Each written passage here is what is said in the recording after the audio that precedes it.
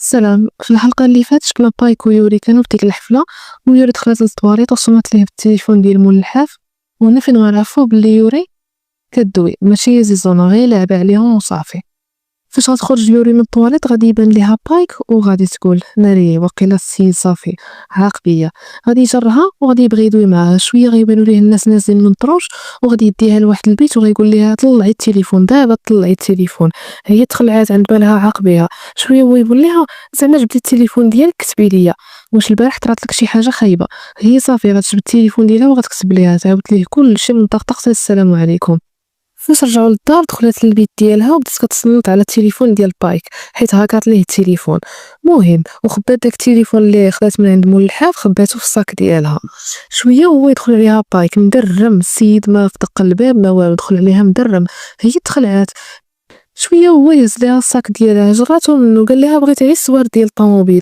صافي عطاتهم ليه بحال هكا وهو يهبط لتحت، شاف الطوموبيل ديالها وبانت ليه الطوموبيل كلها مدمغه كلها مجروحه. شويه يولي وهي تفكر بلي راه كاينه الكاميرا في الطوموبيل وهبطت عنده كتجري، ولكن عندها الزهر الكاميرا كانت خاسره وما سجلت حتى شي حاجه. يوري وبايك كانوا واقفين في الباركينغ كيهضروا. شويه هو يجي واحد مول الموطور وكان غادي يدخل في يوري. في الدقيقه 90 بايك جرها وقدر يعتقها. شويه هو يقول لها بايك شوف يا يوري ما ديريش في بالك، راك مزوجه بواحد الراجل اللي عنده الفلوس كالروس، راه والو غنشري لك طوموبيله واحده اخرى.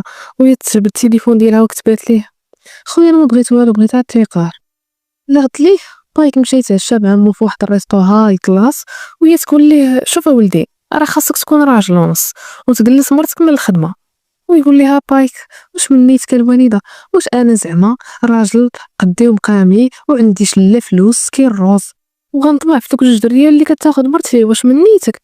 قالت ليه لا ماشي هكاك، راه الا عرفوا الناس راه غادي يضحكوا عليك، غيقولوا شوف راجل قدو ومقامو ومرتو خدامه ومن الفوق كتاخد جوج دريال، راه هذه هي المشكله. هو يقول لها شوفي ما تخافيش الوالده حتى شي حد ما غادي يعرف، ونزيدك اصلا كل ما كانش باها عاون الوالد ديالي راه كاع ما نوصل لهاد العز هذا. صافي مسكتات. نغت ليه بايك مشى للخدمه ديالو وجاب له السكرتير ديالو سميتو بارك التسجيلات ديال الكاميرا ديال داك الشارع اللي طرا داكشي فيه اليوري، ولكن حتى شي حاجه ما بانت ليهم، ما كانت حتى شي حاجه واضحه ولا باينه. يوري حتى هي مشات للخدمه ديالها كيف العاده، ولكن هاد المره بايك صيفط معاها كارد كور، واحد المراه اللي زعما تحضيها فين ما مشات. وعيد خلات يوري في الطواليط، بقات ديك المرا حاضيها كتسناها برا. شويه يوري تعطلات، دخلت هذيك المرا كتقلب في الطواليطات حاشاكم، لقات يوري ما كايناش وهي تخرج. صافي صيفطات نيشان ميساج لبايك قالت ليه شوف اخويا راه مرتك راه ما عرفت فين كاينه راه تلفات. بايك صافي تصدم، وكان ديك الساعه في غيانيوم مابقاش كاع مسوق لداكشي اللي تيقولوا، ولا حاضي عيد التليفون ديالو. صافي ديك السيده مشات كتقلب عليها كتقلب عليها كتقلب عليها، شويه وهي تلقاها جالسه في الشرطه كتضحك مع واحد خونا.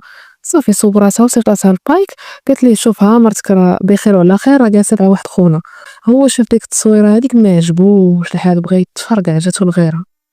داك السيد اللي كان جالس مع يوري حتى هو كيخدم في داكشي ديال لغه الاشاره، ودابا جا وغيبدا الخدمه معاها، وهو اصلا كانت كتعرفو حيت كان كيقرا معاها شحال هادي.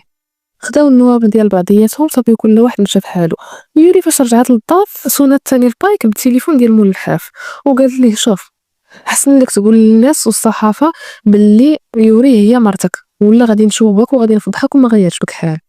وغيقطع عليها بايك مشى نيشان عند بارك ويقول ليه راه السيد اللي كيصوني عليك راه السينيال ديال التليفون ديالو راه كاين حتى الدار ديالك. صافي بايك تخلع هز طوموبيلتو مشى نيشان كيجري للدار.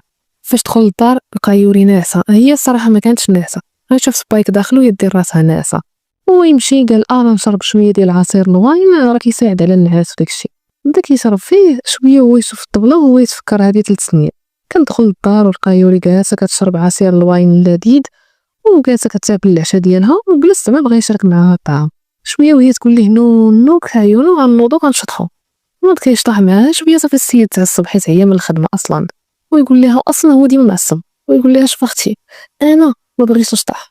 قالت ليه لا ضروري خصنا نشطح. قال لها شوفي دار فيها وقال لها شوف انا ما باغيك ما والو، انا كنت باغي نتزوج باختك ساعه خرجتي ليا انت في عودي، انا كون عرفتك هكا كاع ما نتزوج بك. وخلاها ومشى بحالو. نغد ليه الصباح بايك ناض بكري وخويو رفاقته ويقول لها يلا نوجدوا الفطور، وبداو كيوجدوا الفطور بجوج وكان ظريف بزاف سبحان مبدل الاحوال. شويه هو يقول لها يوري شكون داك السيد اللي كنتي جالسه معاه البارح، وهي تجبد التليفون هاك تبات له هذاك راه غير كان كيقرا معايا وغيبدا معنا الخدمه هادشي اللي كاين. موراها يوري مشات تشوف باها اللي مسكين جالس في واحد السبيطار وباينه مسكين مريض ونسى على كل شيء، وهي دهن الشرطه وجلست معاه وبدات كدوي معاه. شويه هو عيط ليها بسميت امها. صافي يوري تعصفات وبدات كتبكي وقالت ليه بابا راه ماما رماتك هنايا وخلاتك ونساتك ومبقاتش كاع كتسول فيك وقالت للناس بلي انت متي، راه خصك تنساها كيف ما نساتك، ما تنساناش حنا، نساها هي. موراها يوري بغات تبدل الجو شويه وتفرح شويه، وهي تهز التليفون ديال مول الحاف وصلت عاوتاني البايك، ولكن هاد المره قطع عليها كاع ما تصلها. صافي رجعت للدار وبقات كتسناه، والليل كامل وهي كتسناه ما جاش، نعست بلاصتها في الصاله. وفاش فاقت الغد ليه الصباح عرفاتو بلي ما رجعش للدار، وهي تحل التلفازه باش تشوف الخبار، ويبان ليها ديك البلاصه اللي خدام فيها بايك تفرقعات فيه شي قنبول. صافي السيده تخلعات وخافت عليه بزاف، وهي تتصوني عليه والو ما تيجاوبش. شويه هو يبان ليها داخل للدار وكان معصب ومضروب ومخبوش ومدموخ، ويجي بحال هكا عندها وقال لها شوفي وقسما بالله حتى غنفضحك قدام بنادم. يوري تخلعات بزاف. غنرجعو 3 سنين للور، في النهار قبل العرس ديال بايك واخت يوري. في داك النهار هذاك بايك كان كيدوي مع اخت يوري في الليل، وكان كيدوي معاها ميساجات، وهي تقول ليه شوف انا لا غد ليه ما غاديش نكون في العرس راني غنهرب، وهو يقول لها واش غادي تزوجي مول ديك الشركه ديال السيما ولدهم زعما، وهي تقول ليه هي غادي نتزوج بيه. هو يقول لها اي والله يسهل عليك حتى غدا غادي نتزوج، ولكن ماشي بك انت، غنتزوج بختك. وهنا فين غتساير الحلقه راه بجوج. يلا تهلاو في راسكم، الله يعاونكم.